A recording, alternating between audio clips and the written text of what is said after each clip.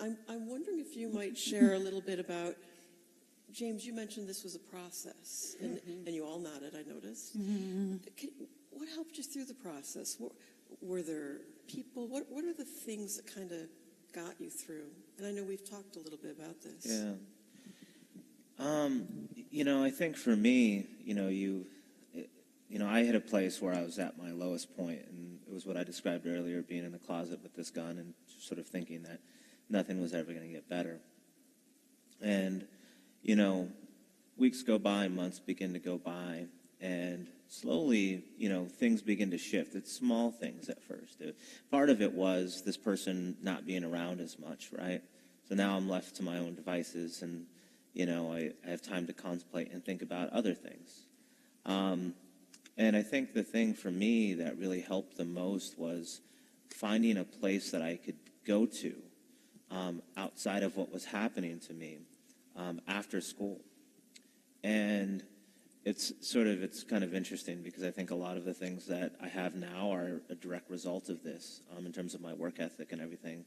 So when you're at this place where, you have nothing, and for me at that time too, you have to remember, I met the person who exploited me, in a church and through the Boy Scouts. So for me, I don't want anything to do with church or God or anybody because I'm blaming all of that on everything that happened to me on those institutions. And so, I always loved football. Jerry Rice was my hero growing up. I was a San Francisco 49ers fan. And so, I wander onto this football field and then onto the wrestling mat. And I end up just spending all my free time to the extent that I can in that space. And, I go through multiple practices a day, right? And I'm just running as hard as I can. I'm working as hard as I can. And I just got really lucky with a really amazing coach who had no idea what was happening to me. But he was there. And I think one of the things that I learned from him was that, you control how well you're going to do in this sport, the sport of wrestling, right? Because it's just you and this other kid out there on the mat. And if you're willing to work harder than him, you can beat them, right? So I got it in my head that, no matter what happened, I was just going to work harder than everybody else, and I was going to throw myself into this.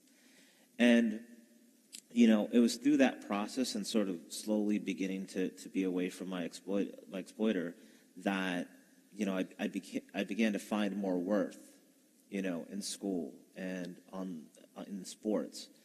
And I think, and it was a really tough thing for me. So the other thing I should say is that, when you're 13 and you go through this, right, and then all of a sudden, you move back in with your parents and you're 16 years old and you're back in high school and you're trying to associate yourself again with kids your age, it's such a difficult thing to do, right? I've missed out on 2 years of socialization, right? And so being able to connect with girls, with other boys my age, it was just so foreign.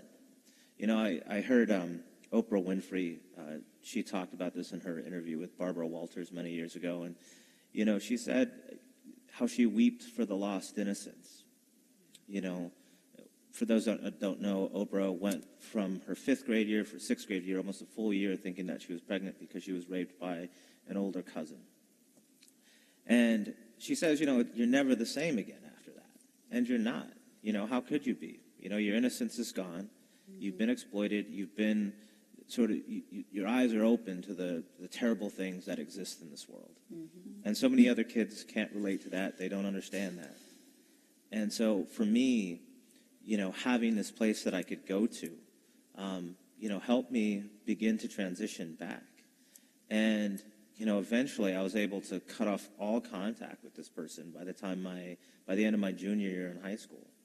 And I'm really thankful because, I was lucky, in many ways because, by the time I was 17, going into my senior year in high school, I basically got reacclimated. I got to be captain of my football team and captain of my wrestling team. And I was, dating a girl in my high school. And, everything my senior year sort of came together in a very beautiful way that I wouldn't have anticipated or nobody would have thought of if you would have seen me just a few years prior.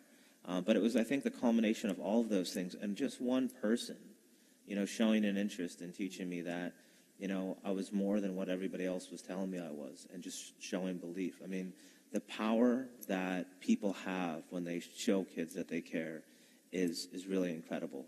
So don't ever, discount that. Whether you're a big brother, big sister with big brothers, I mean, mentors are so important to kids, and it really can change a child's life. And I think that's probably the biggest thing that happened with me. Thank you.